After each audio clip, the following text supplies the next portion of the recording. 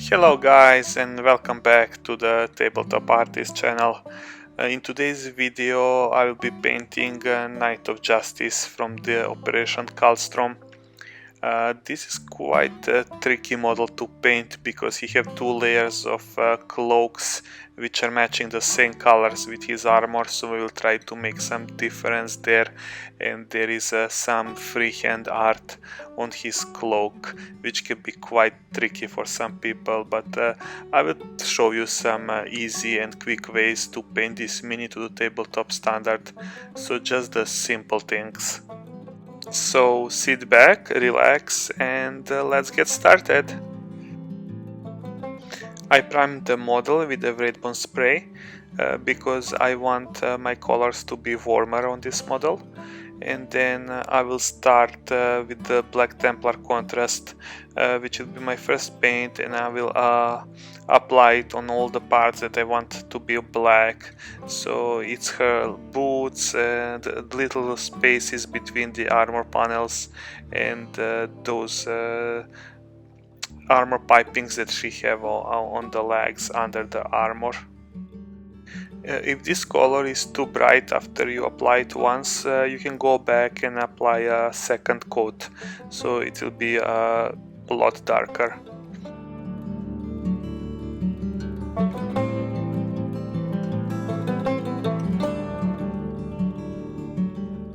And this is completed model with all the black parts blocked, so you can pause here if you want to copy the same scheme.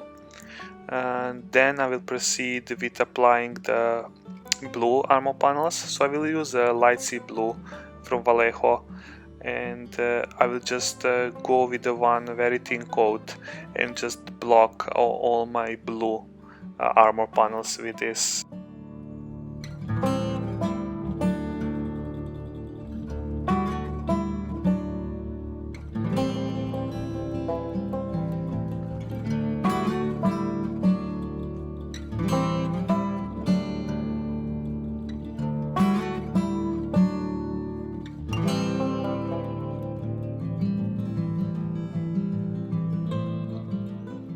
So this is how it looks after all the blue parts are blocked. So just leave it a couple of seconds to dry so we can proceed with the next part.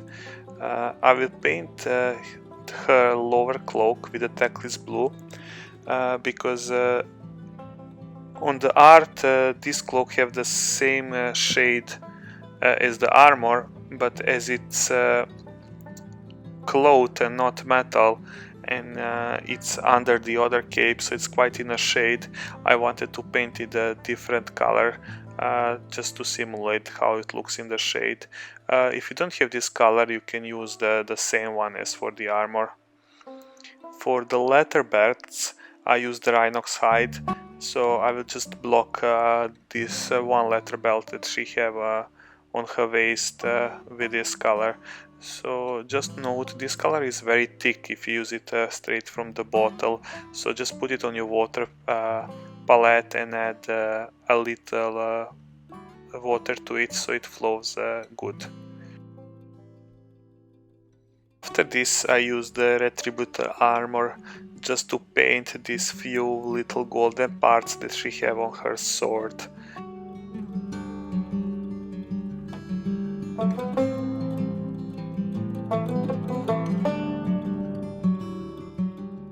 Now time has come to wash the miniature.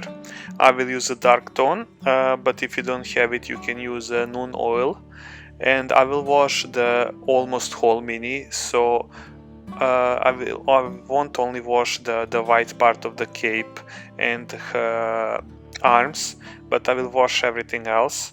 And as well you can go over the black parts as well, they will just be a little darker. But we will do highlighting after, so it's really not a big deal.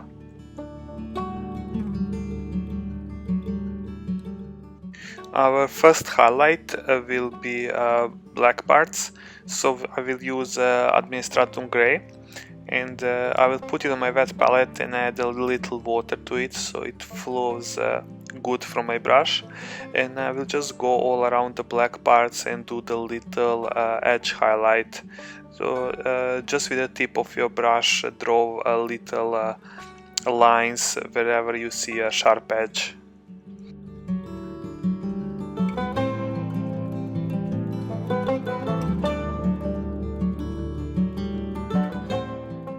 For the leather belt, I will use a Skrag Brown, and I will apply this by stippling on the edges of the belt or drawing a very nice small thin lines just to simulate the scratches of the leather on the belt.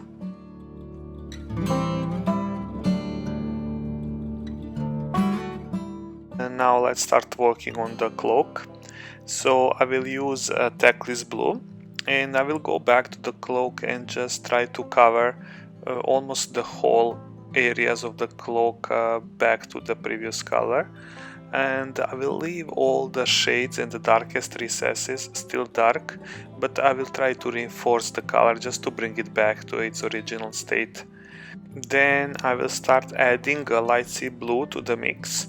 Like I will start with very little and then keep adding more and more, and try to cover with each pass a little less of the cloak, so starting from the most highest areas, until at one moment I'm only left with a pure light sea blue, and then I will do just the edge highlight of the cloak. On the bottom part of the cloak, I will apply only few layers of shade because I want to leave it in the shadows.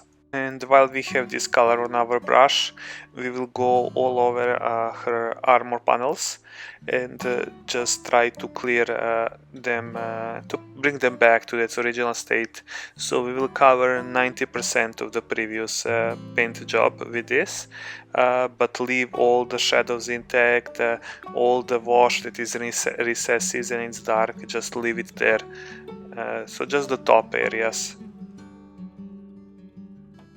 Now I will mix sky blue with the light sea blue 50-50, and I will go back over the armor, and I will just cover now like let's say 70% of the previous color with this one, but only on the upper parts and the top parts of the armor which are more exposed to the light.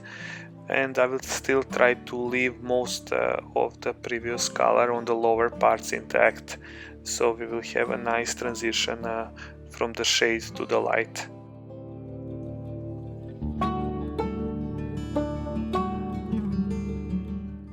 At the end I will use pure sky blue, and I will apply this color as my edge highlight on the all sharp edges of the armors.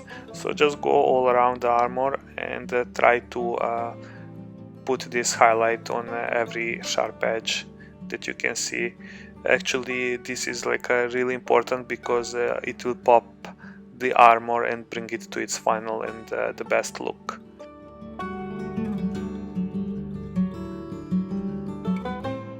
Now we will take Ulthuan Grey and just did it as our final little highlight, only on some areas. You don't have to do all of them, so only the ones that you think that need more highlight and that are exposed more to the light than the other areas, just draw a little lines. It doesn't need to cover the full edge, just on the couple of spots, just to bring a little shine to the armor.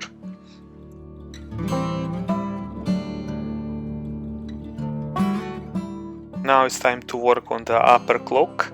So first I will use a Wraithbone, which is same as my base color, and I will just go around and clear the cloak from all the mistakes I did previously with all the paints that just flew around.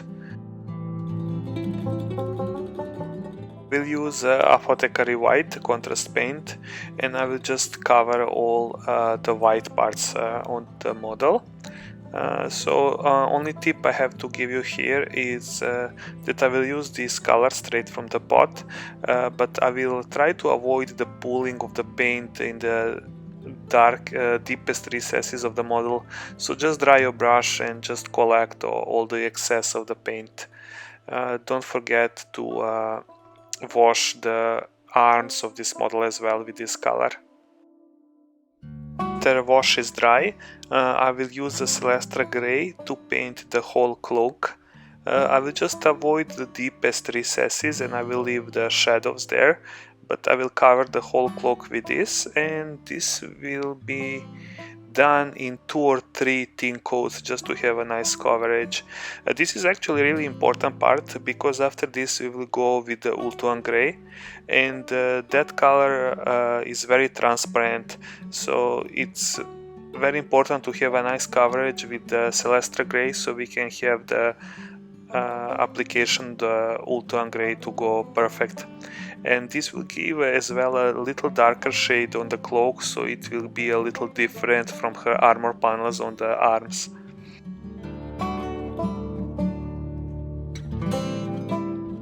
So after the previous layer is dry, we will go with the Ulthuan Grey, so we will add a good amount of water to this color on our wet palette, and then we will start covering the cloak. So we will cover let's say 90% of the cloak with this, and do 2 or 3 very thin layers so you have even coverage all around. And for the lower part of the cloak, actually we won't do anything, so we will just do little highlights, so just put little lines on the folds that we can see, and as well on the sides of the cloak. So we want to leave the lower part in the shadows. Just to note, leave the darkest recesses intact at this moment, and we will use the same color to reinforce our armor panels. So just go back to the arms now and just try to cover 90% of these armor panels with the Ulthuan Grey. But since we have a Wraithbone under it, actually the Ulthuan Grey will be a little brighter.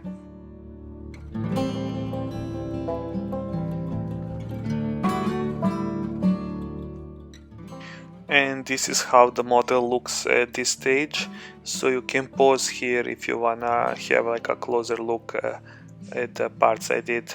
Now I will take a white scar for my final highlight for the armor, and this will be applied as an edge highlight. So just draw the little lines on all the sharpest edges and go all around and try to do as much as you can. Try to do all of them, because it will give a really nice look to the armor.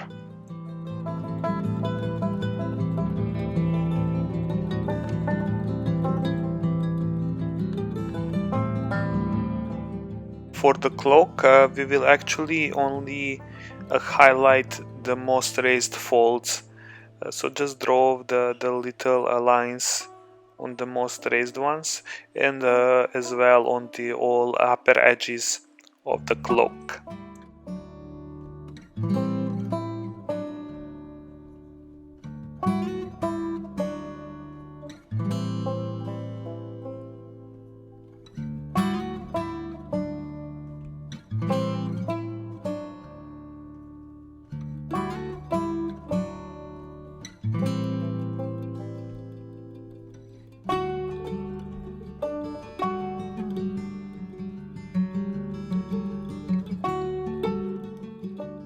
For all the red, I will use Evil Sun Scarlet. So for the mask and for the signs on her shoulder and on her gauntlet, I will just paint inside the recesses red. So I will just add water to this color and take my smallest brush and just fill out the holes. And now it's time to sketch the symbol on her cloak. Well, actually this can be a little tricky, so I suggest you to practice this on the paper a couple of times. I think I did 3 or 4 times on the paper, and don't be afraid to make a mistake, because this is like a learning point. I think I messed up this couple of times until I get the straight one, but you can always go back and repair the work you did. So just first sketch it with your brush, and then start filling it up with the paint and correcting the lines until you get the final look that you are satisfied.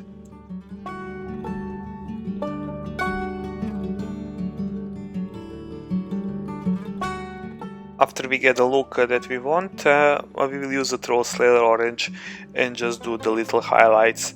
So just inside the lights in the helmet and the gauntlet, and as well on the cross, you will just highlight the folds of the cloth and try to highlight as well the edges, so you give the model some lining and some dimension to it.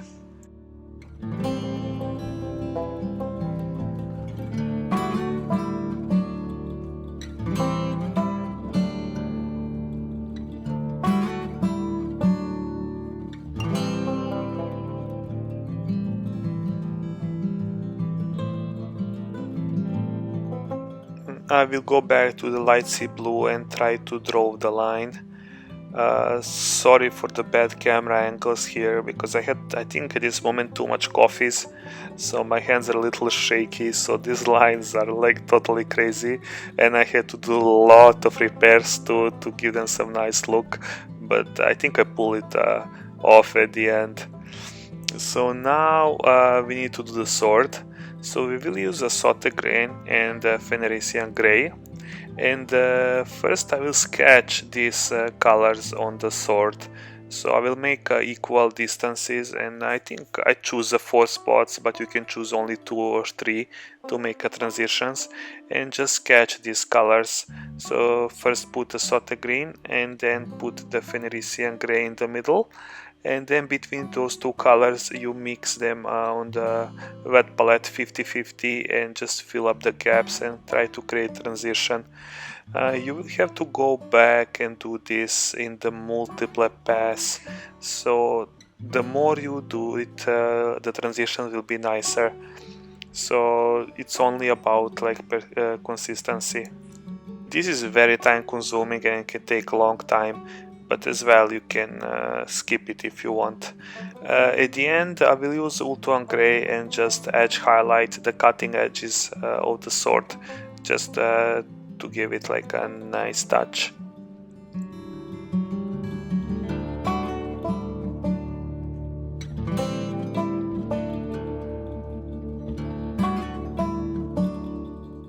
Our final highlight will be with the Stormhost Silver, and we will highlight all the gold parts, actually on the hilt.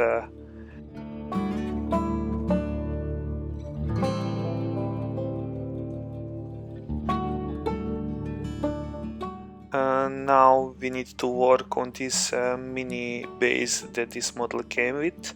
It's actually like some snow stone.